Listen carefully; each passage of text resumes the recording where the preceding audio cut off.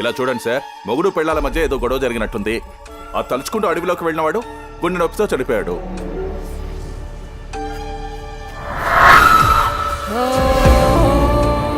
ఇక్కడ ఏంట్రా అంటే ఆ కోపంతో నీ చెల్లెలు సూసైడ్ చేసుకుంది.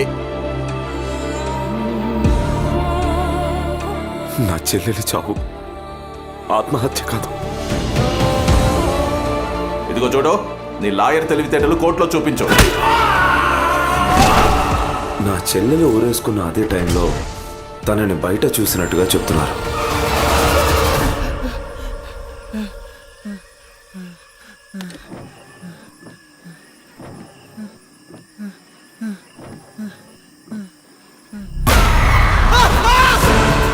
ఏదో తేడాగా ఉంది.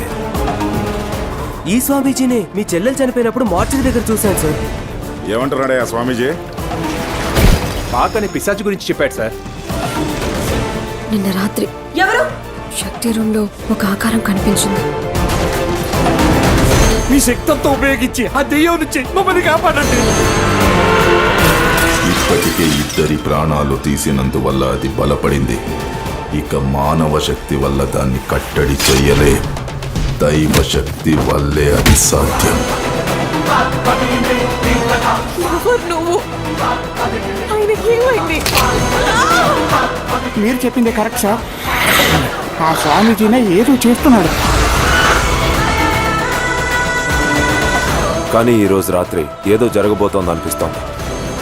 తిరునాళ్ళ రోజున 3 ఆత్మలను అపహరిస్తే ఆ తర్వాత ఆ శుద్ర శక్తి మహాశక్తిగా మారుతుంది.